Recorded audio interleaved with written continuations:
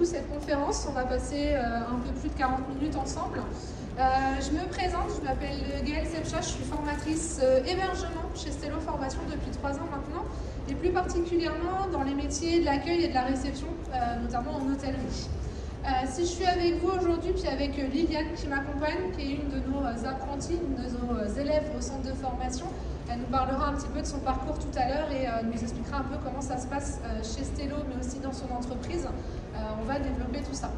Si on est là cet après-midi, dans un premier temps, c'est pour aborder ensemble le domaine. Qu'est-ce que l'hôtellerie-restauration, ma définition, si je puis dire, puisque j'ai travaillé, avant d'intégrer le centre de formation, en réception pendant 7 ans, dans différents établissements de toute taille, de tout statut, un peu partout en France, pour me réorienter il y a 3 ans dans la formation et transmettre, du coup, ma passion pour ce métier et mon savoir-faire auprès de tous ces jeunes qui souhaitent se former à tous ces domaines. Donc on va aborder le métier en général, les domaines de l'hôtellerie-restauration qu'on appelle aussi les HCR, hôtel, café, restaurant. Vous pouvez le voir apparaître comme ça. Je vous présenterai notre organisme, donc Stello Formation. On fera du coup une petite interview de Liliane sur la formation vue de l'intérieur. On fera un rapide tour des différentes formations qu'on vous propose chez nous. Et puis après on aura un temps de questions-réponses où là vous serez solliciter pour poser toutes les questions qui vous viendraient à l'esprit. C'est parti? Vous êtes prêts? Ouais? Et bien c'est parti. Alors le métier, si je devais définir le domaine de l'hôtellerie-restauration, c'est avant tout un métier de passion. D'accord? On se fait plaisir, mais aussi on fait plaisir aux autres. On rencontre des gens de tout horizon, on partage, on échange, que ce soit avec nos collègues, avec nos clients. On n'arrête jamais de grandir, d'apprendre, de découvrir tout plein de choses. On est témoin de la vie aussi, on est en contact permanent avec la clientèle. Ça a pu m'arriver, un accouchement, une demande en mariage, les premiers pas d'un enfant. On a tout ça qui se passe devant nos yeux et on est là aussi pour que ces moments-là soient inoubliables, comme les moments les plus basiques. Un resto en amoureux, entre amis, une nuit d'hôtel. Tous ces moments-là, on est un peu les héros de l'ombre qui vont vous permettre en fait de passer des moments hors du quotidien, de vous évader. Au niveau des métiers, on va en avoir plein de différents. Il y a des dizaines de métiers différents dans ce domaine de l'hôtellerie-restauration où chacun peut trouver sa place et se découvrir. On va avoir par exemple la réceptionniste, j'en parlais tout à l'heure, à l'accueil des hôtels, des campings. On peut avoir le serveur qui saura quel vin ira le mieux avec le plat que vous avez commandé, en passant par la femme d'étage qui s'assurera que votre chambre d'hôtel est parfaite pour vous accueillir. On va voir aussi le cuisinier qui va préparer votre assiette ou le plongeur qui va la nettoyer après quand vous serez parti. C'est des dizaines et des dizaines de métiers différents qui ne demandent pas les mêmes compétences, bien sûr. Un réceptionniste à l'hôtel ne va pas avoir les mêmes compétences que le cuisinier. Et c'est tous ces métiers en fait qu'on vous apprend, qu'on vous donne l'opportunité de découvrir dans notre centre de formation. Quoi vous dire du métier? Aujourd'hui en France, l'hôtellerie-restauration, c'est un peu plus d'1 million de salariés. D'accord, c'est pour vous donner une ordre d'idée, plus que la population de Marseille, qui est aux alentours de 850 000, deuxième ville la plus peuplée de France. C'est 150 000 emplois créés en 10 ans, davantage attendus là avec notamment sur la région parisienne, les Jeux Olympiques Paris 2024. Donc du coup je disais en France c'est 1 million de salariés, c'est 150 000 postes créés en 10 ans. Là on a les JO qui vont arriver à Paris, donc on va avoir énormément de demandes. Et actuellement c'est entre 100 000 et 200 000 postes à pourvoir dans les différentes structures partout sur le territoire. Donc c'est aussi l'occasion de ces métiers-là de voyager. D'accord, c'est des métiers qu'on peut pratiquer à l'international. On n'est pas obligé de rester en France, on peut aller découvrir le monde. Ça nous permet aussi de s'amuser. C'est voilà, au contact des clients, au contact de nos collègues, on a toujours des bons moments à passer avec eux. Je vous passerai l'anecdote de la bataille d'eau dans les cuisines en plein été. Mais voilà, c'est des métiers qui sont tellement riches de par le contact humain que c'est vraiment un métier qui, si on aime faire plaisir aux autres, si on a envie d'être garant de ces bons moments, des vacances des autres, c'est des métiers qui sont faits pour vous. Alors certes, l'hôtellerie-restauration, c'est aussi des métiers où il faut faire des sacrifices, comme beaucoup d'autres. On n'a rien sans rien. On va travailler tôt le matin, tard le soir, les week-ends, les vacances scolaires, forcément. Mais d'un autre côté, le reste du temps, en fait, on est en décalé. Donc en fait, on peut aller faire du shopping quand il n'y a personne dans les magasins. On peut prendre nos rendez-vous, on peut partir en vacances hors saison. Des fois, c'est vachement plus intéressant de partir hors saison, moins de monde, moins cher. Voilà, on a plein d'autres avantages à côté qui font que finalement, les sacrifices ne sont pas vraiment des sacrifices. Quoi d'autre sur le domaine? Je pense que j'ai fait le tour pour l'instant. Je vais vous présenter du coup notre organisme. Donc on s'appelle Stello Formation. On est donc des centres, on est présent un peu partout en France. On a 10 centres de formation sur le territoire français. On est aussi bien présent en région parisienne avec 3 centres. On en a un sur Paris, un à Chanteloup-les-Vignes dans le 78 et Villepinte dans le 93. Mais aussi un centre on a dans le nord de la France, à Berck-sur-Mer. Et dans le sud aussi, Saint-Raphaël, Cannes, Nice, on en a un à Chagny également dans le centre-France. Donc on est présent voilà, sur le territoire depuis plusieurs années. Le centre de Villepinte, par exemple, il a été créé en 1993. Donc depuis 30 ans, maintenant, on fait de la formation dans ce domaine-là. 9000 apprentis sont passés dans nos murs. On travaille avec 4000 entreprises partenaires, puisque je vais vous présenter les formations après. Mais notre particularité chez nous, c'est que nos formations se font en alternance. C'est-à-dire qu'en fait, vous avez une entreprise dans laquelle vous travaillez et des semaines de formation au centre. Donc c'est de l'ordre de 1 à 2 semaines par mois en formation, le reste en entreprise. Et votre formation, du coup, est financée. Elle est prise en charge. Donc c'est pas vous qui payez votre formation, c'est les aides du gouvernement, c'est votre employeur. Donc tout est pris en charge, vous touchez un salaire en tant qu'apprenti et au niveau des frais, vous avez la tenue qui est fournie, vous avez voilà, plein de petits avantages comme ça, donc c'est vrai que c'est plutôt intéressant. Donc 4000 entreprises partenaires et pour se reconcentrer sur Villepinte, c'est 94% de réussite aux examens chaque année. Voilà pour la présentation de notre site. Je vais maintenant laisser un peu Liliane vous présenter son quotidien d'apprenti chez nous. Donc Liliane, elle est avec moi aujourd'hui. Elle suit un CAP. Mesdames, Messieurs, chers visiteurs. Du coup, donc oui, Liliane, elle est chez nous depuis cette année. Donc elle fait un CAP commercialisation et services en restaurant. Donc elle va nous partager un petit peu son quotidien. Donc déjà, Liliane, merci d'être avec moi aujourd'hui, de prendre sur ton temps avant de rejoindre du coup ton entreprise, si j'ai bien compris. Liliane, j'ai quelques questions à te poser par rapport à ta formation. Dans un premier temps, est-ce que tu peux, en quelques mots, me raconter un peu ton parcours? Qu'est-ce que tu as fait avant? Qu'est-ce que tu fais aujourd'hui? Et qu'est-ce que tu as envie de faire l'année prochaine?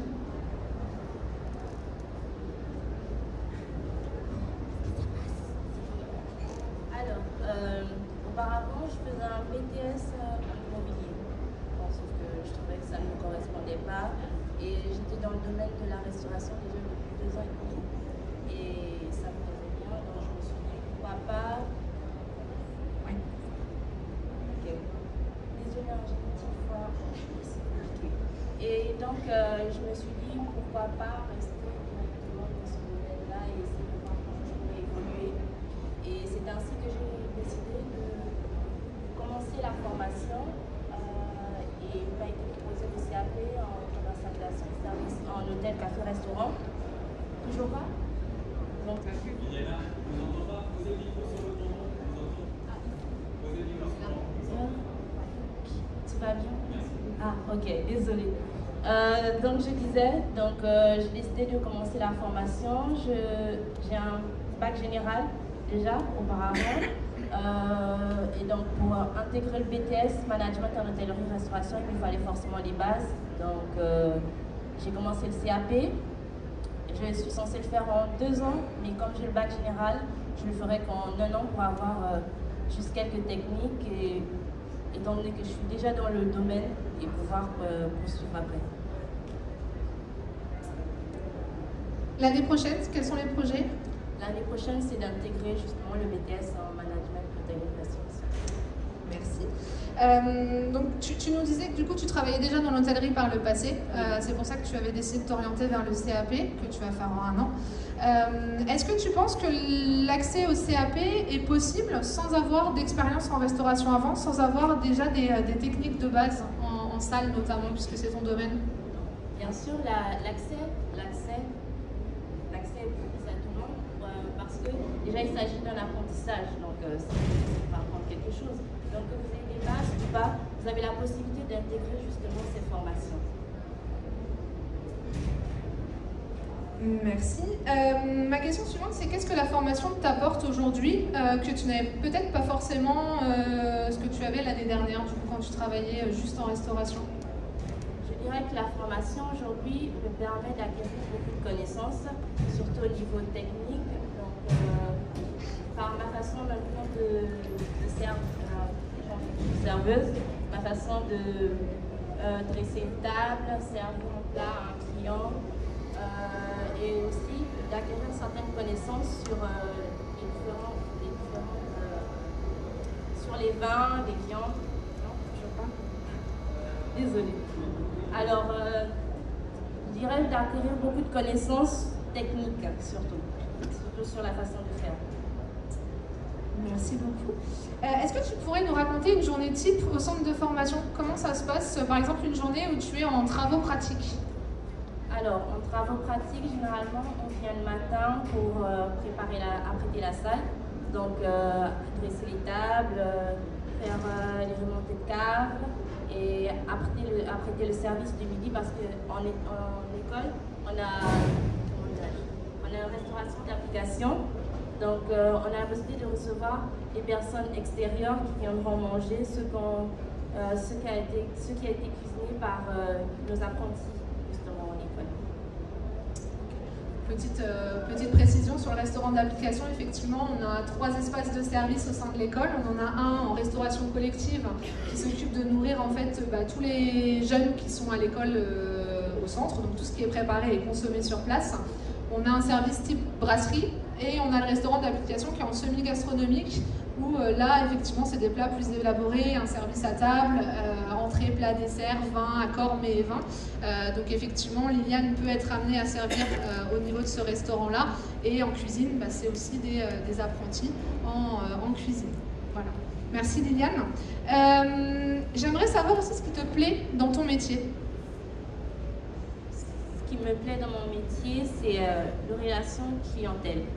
Je suis une personne assez sociable et j'aime aussi beaucoup le service, donc le service à la personne. Donc, je sais que tout le monde aime, c'est la scène à moi-même, je sais que tout le monde aime manger. Donc, voir le regard des gens briller parce que tu leur apportes un bon petit plat sur lequel ils vont pouvoir s'enjailler. Désolée, vous comprenez ce que ça veut dire. Mais ça me fait plaisir de m'occuper des gens chaleureusement. Déjà que généralement, quand les gens viennent en restaurant, que ce soit le midi ou le soir, parce qu'ils ont peut-être passé une matinée, ils viennent de passer un bon moment en fait. Et c'est là où nous, les serveurs, nous intervenons et nous devons réagir de la façon la plus aimable qui soit, afin que le service se passe bien, que ce soit pour les clients et pour nous aussi. Merci beaucoup Liliane. Elle sera là avec moi à la fin pour, si jamais vous avez des questions, pour lui poser, aller approfondir un petit peu plus sa vie d'apprenti. Si, ma dernière question, c'est que du coup, Liliane, tu travailles, tu as une entreprise, puisque tu suis la formation en alternance, et du coup, tu touches un salaire. Oui, je touche effectivement le salaire. Ouais. Et ça fait quoi, ça, de toucher un salaire après des études toute la journée dans une salle? Je dirais que c'est avantageux d'être en même temps, de pouvoir suivre une formation et être en entreprise aussi. Parce que autant on a la possibilité d'avoir un pied dans le domaine, donc de savoir exactement mettre en pratique ce que l'on apprend pendant les cours et d'avoir aussi un visu sur la façon dont les choses se déroulent exactement dans ces entreprises dans lesquelles nous travaillons. C'est la complémentarité entre la vie encore scolaire un petit peu quand vous êtes au centre, même si on a les travaux pratiques, les clients extérieurs, etc. Et les premiers pas dans le monde professionnel, le monde adulte. Okay. Merci beaucoup Liliane. Du coup, oui, elle sera ouverte à toutes vos questions après, il n'y a aucun souci. Je vais m'orienter maintenant sur nos différentes formations, histoire de vous donner un peu un aperçu de tout ce qu'on peut proposer chez nous.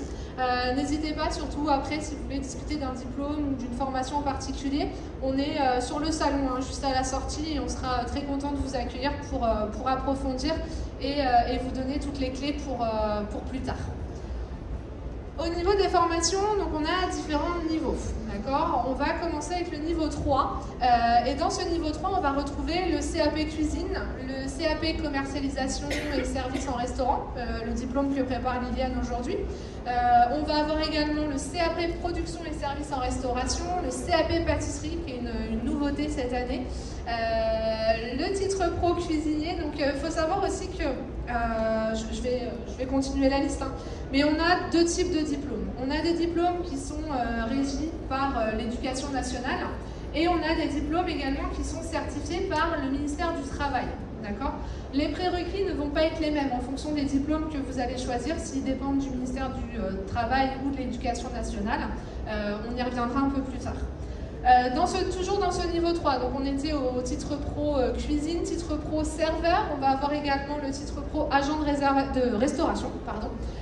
Et la prépa à l'entrée en BTS, c'est pour tous ceux qui souhaitent faire un BTS en sortant par exemple de terminale générale, de bac général, puisque ce BTS n'est accessible qu'avec des bases en cuisine, en salle et en hébergement, puisque le BTS MHR, Management d'unité hôtellerie et restauration, la première année, il faut un peu de tout, parce qu'un bon manager, il sait ce que fait ses équipes sur le terrain, donc on va avoir de la cuisine, de la salle et de l'hébergement la première année. Et en deuxième année, on a vraiment le corps qui vous intéresse, c'est-à-dire soit l'option cuisine, l'option hébergement ou l'option restauration. C'est pour ça qu'on a une petite prépa. C'est une mise à niveau, donc le BTS, au lieu de le faire en 2 ans, on le fait en 3 ans, mais derrière, on a toutes les clés pour pouvoir intégrer une structure et s'en sortir. Après le niveau 3 va le niveau 4. En niveau 4, donc c'est le niveau bac, d'accord, pour remettre un peu en équivalence sur ce que vous pouvez déjà connaître. En bac, on va avoir le bac pro cuisine, service et commercialisation également. On va avoir les BP, les brevets professionnels, art de la cuisine, art du service, gouvernante pour la partie hôtellerie. Petite aparté, les gouvernantes en hôtellerie, c'est celles qui vont aller contrôler, notamment une des plus grosses missions, contrôler le travail des femmes de chambre, qui vont aller inspecter que tout est propre, qui vont s'occuper des commandes, de la répartition du travail. C'est les managers des femmes de chambre, si je résume grossièrement. Les titres pro réceptionnistes et les titres pro gouvernantes. Là, vous voyez, on a le BP d'un côté, le titre pro de l'autre. C'est l'éducation nationale d'un côté et puis le ministère du Travail de l'autre. En niveau 5, donc ça c'est après le bac, après le niveau bac, on va retrouver notre ami BTS MHR, Management en hôtellerie-restauration, donc dans les différentes options. Niveau 6, on va avoir le titre pro RET. RET, c'est responsable d'établissement touristique. Donc là, c'est pour des postes, donc c'est un niveau licence, pour vous donner une idée, bac plus 3, qui se fait chez nous en 2 ans, parce que le programme est assez chargé, mais toujours en alternance. D'accord ? Et ensuite, on va avoir les mentions complémentaires. On en a 5. Cuisine en dessert de restaurant, les employés traiteurs, les arts de la cuisine allégée, qui se développent énormément depuis quelques années, les barman et les accueils-réceptions. Les mentions complémentaires, c'est une spécialisation qui se fait en 1 an, d'accord, sur un domaine vraiment particulier. Je crois que j'ai fait le tour de tous nos diplômes. Tout à fait.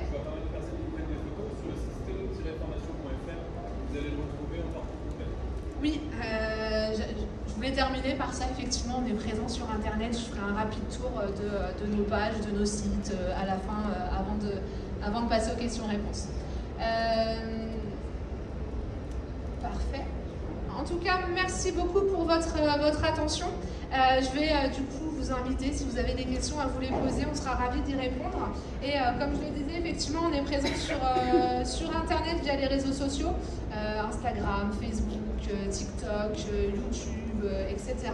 Et notre site Internet, si vous tapez Stello Formation, notamment sur Google, vous avez vraiment tout qui apparaît. Et encore une fois, on est présent juste à la sortie, donc c'est avec plaisir qu'on vous accueille, qu'on vous donne tout ce qu'il faut pour réfléchir à tout ça.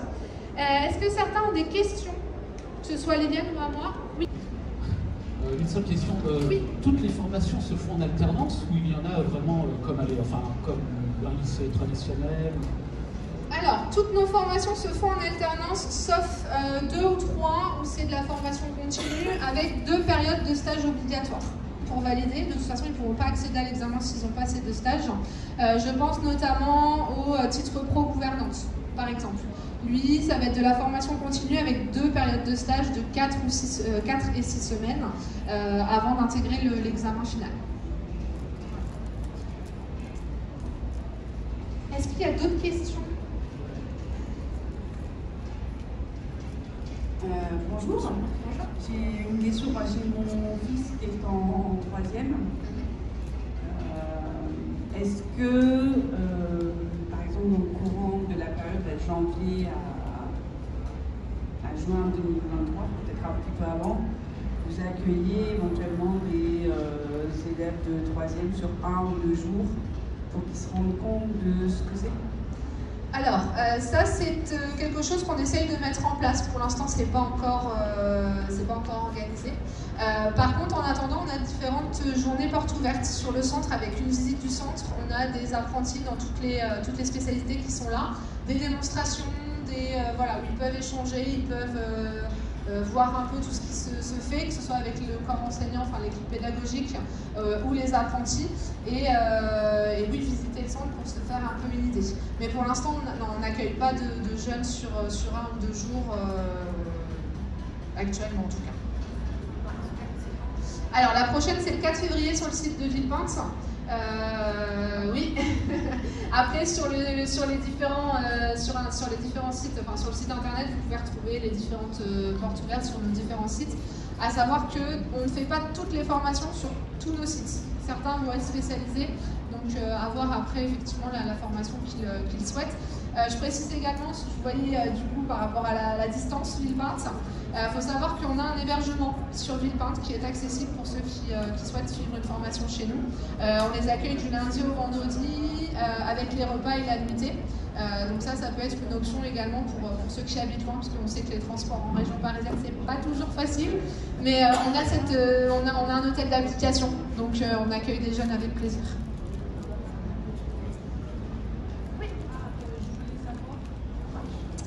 Rapprochez-le, ouais, ils sont un peu sensibles. Je voulais savoir, c'était quoi la différence entre titre pro cuisinier et CAP cuisine? Alors, ça, c'est la distinction qu'on fait. Le titre pro, c'est un certificat du ministère du Travail. Donc, en fait, c'est des diplômes qui sont préparés avec des professionnels de l'hôtellerie-restauration. Les épreuves le programme, les épreuves sont décidées avec eux, avec une commission, ils organisent, ils réunissent tout le monde. Et l'examen, c'est des jurys extérieurs habilités, professionnels, donc qui répondent à des critères précis. Le CAP, lui, c'est l'éducation nationale. Alors, c'est pas moins bien parce qu'il n'y a pas toute cette cohésion de restaurateurs, etc.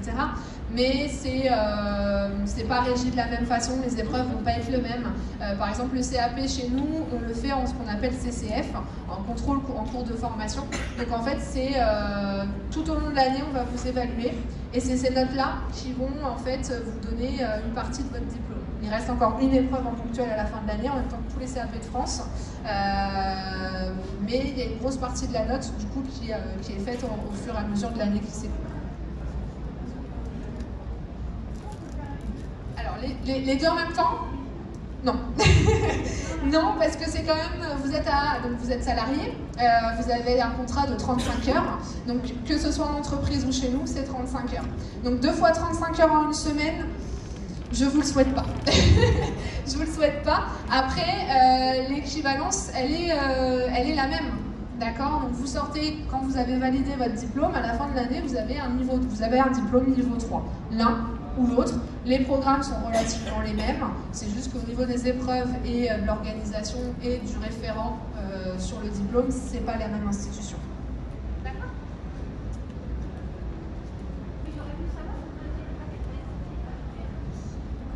STHR. Alors celui-là, il ne me dit rien. On fait le bac pro cuisine, bac pro commercialisation et services en restauration. Mais STHR, non, je ne crois pas. Alors est-ce qu'il n'y aurait pas eu un changement de nom? Parce que je sais qu'ils aiment bien faire ça des fois. Les bacs techniques. Les techniques, ouais. Non, celui-là, non.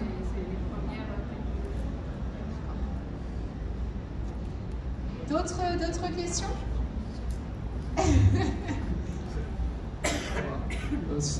Si on veut s'orienter plus vers la pâtisserie, on est obligé de passer par un CAP, on ne peut pas passer un bac pro? Alors, le bac pro pâtisserie, pour l'instant, ça n'existe pas. Mais un CAP, tout à fait, en 2 ans. D'accord. Ma fille est en seconde générale. D'accord. Donc, elle voulait s'orienter plus vers un bac pro. Oui, alors l'avantage en fait avec le CAP en plus derrière, le CAP va vous donner la possibilité d'aller en mention complémentaire cuisinier de dessert en restaurant. Donc en fait vous avez les bases de la pâtisserie en CAP, la pâte à choux, le feuilletage, tout ça. Et une fois que vous avez votre CAP, vous avez la mention complémentaire avec les beaux desserts de restaurant qui donnent bien envie quand on les voit en vitrine. Donc en fait en 3 ans, je dirais que ça va même plus loin que juste le bac, qu'un bac pro en fait. D'accord ? Et vous avez du coup un niveau qui va vous permettre après d'aller travailler à plein temps sans aucun souci. Les plus grands pâtissiers aujourd'hui ont commencé les 3 quarts avec un CAP. Merci. Je vous en prie. Oui. Est-ce qu'il faut, pour une mention complémentaire, il faut une formation ou avoir déjà les bases? Alors, ça dépend laquelle. Par exemple, si je prends ma partie, forcément, parce que je la connais mieux, la mention complémentaire accueil et réception, vous pouvez avoir n'importe quel bac, vous pouvez intégrer la formation. D'accord ? Le plus important, c'est le bac. Après, pour tout ce qui est mention complémentaire en cuisine, il vous faut un diplôme en cuisine, que ce soit un CAP, que ce soit un bac pro, peu importe, puisqu'il vous faut les bases. D'accord ? La mention complémentaire, hormis l'accueil-réception, parce que là on part vraiment de zéro pour vous emmener à un métier, les autres, c'est vraiment une spécialisation. Si on prend mention traiteur, mais que vous n'avez pas de base du tout, vous risquez d'être perdu très très vite. C'est pour ça que le prérequis, la nécessité, c'est d'avoir déjà un premier diplôme en cuisine. D'accord ?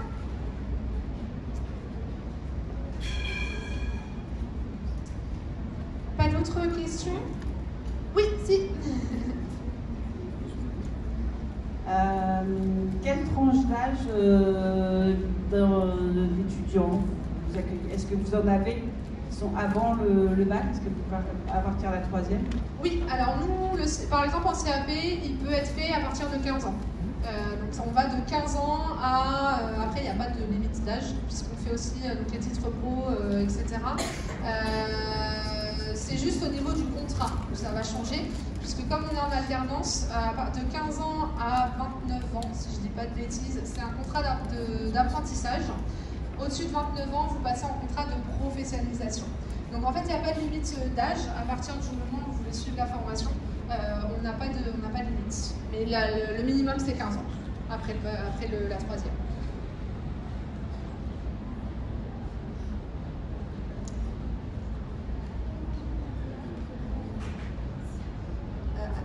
Bonjour. À quel moment idéal on peut faire la mention complémentaire en plus du CAP cuisine, par exemple? Une mention complémentaire sur cuisinier en dessert de restaurant.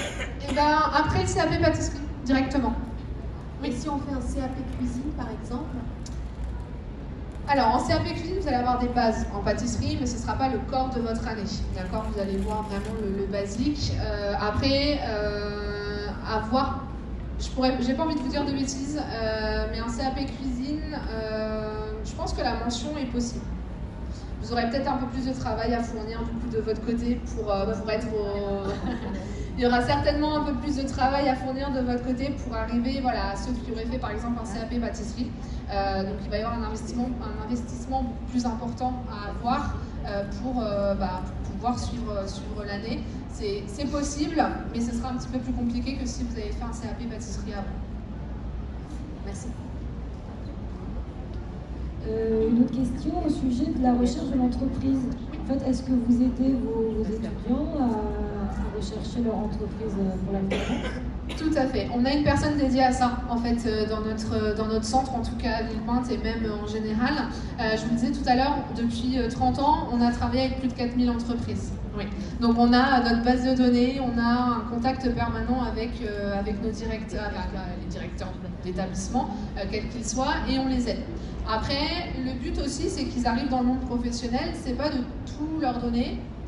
Voilà, donc on attend un minimum d'investissement de leur part, de recherche, mais on est là pour les accompagner de toute façon, à partir du moment où ils veulent venir chez nous, jusqu'à ce qu'ils veulent en partir, mais il y en a, et ça fait 8 ans qu'ils sont chez nous, passent tous les diplômes possibles.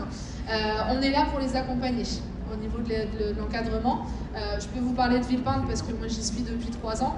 On ne les lâche pas. On a des référents handicap, on a des formateurs qui sont là. On est toujours, on a un petit centre entre guillemets, c'est 500 apprentis par an.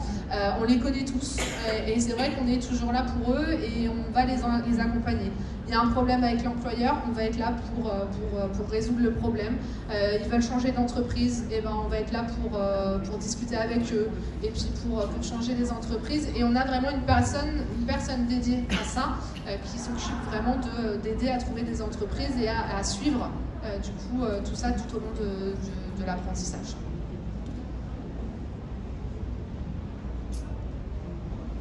Plus de questions? Ça y est? Moi j'en ai une. Ah si. Moi je voudrais connaître la différence entre unité de restauration et unité culinaire. Oui. Alors, unité de restauration. La différence entre unité de restauration et unité culinaire. Alors.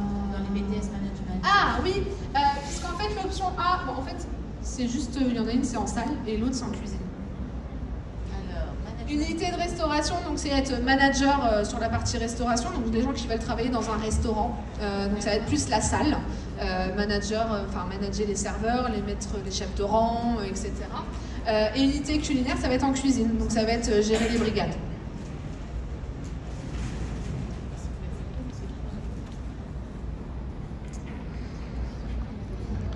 J'ai une seconde question. Évidemment, apparemment, ce sont des formations pratiquement toutes en alternance, donc on comprend que le stagiaire, l'élève est payé, d'accord, il est rémunéré, mais est-ce qu'il y a des frais pour s'inscrire à votre formation, même des frais d'inscription, des frais supplémentaires qui pourraient exister? Alors, les seuls frais qu'on va demander, c'est la mallette de couteau. Voilà. Alors, en réception, il n'y en a pas.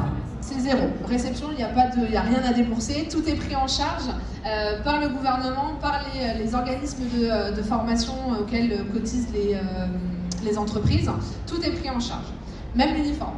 Ils ont une tenue, voilà. Donc la tenue service et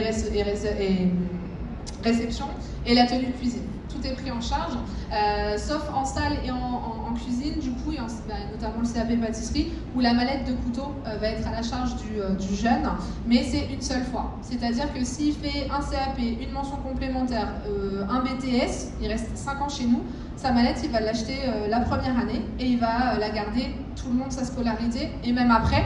Moi, j'ai des collègues qui sont formateurs en cuisine, ils étaient sur le terrain, ils ont encore leur couteau à la maison de quand ils étaient apprentis, en fait. Il y a un petit sentiment, voilà. Mais c'est les seuls frais, en fait, chez nous qui sont à la charge du jeune, des parents. Toute la scolarité, la tenue, la scolarité, le salaire, tout est fourni, tout est pris en charge.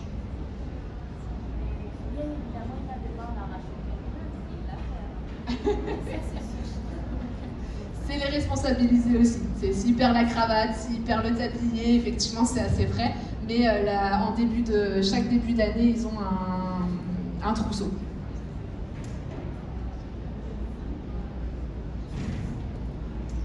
Plus du tout de questions? Allez-y, n'hésitez pas, hein, on est là pour ça. Merci beaucoup en tout cas d'avoir été présents. N'hésitez pas, si jamais vous voulez approfondir certains diplômes, à nous retrouver à l'extérieur. J'ai mon collègue de salle, j'ai mes collègues de cuisine, j'ai tout ce petit monde pour vous accueillir. En tout cas, merci encore et très bonne fin de journée, bon salon. Au revoir.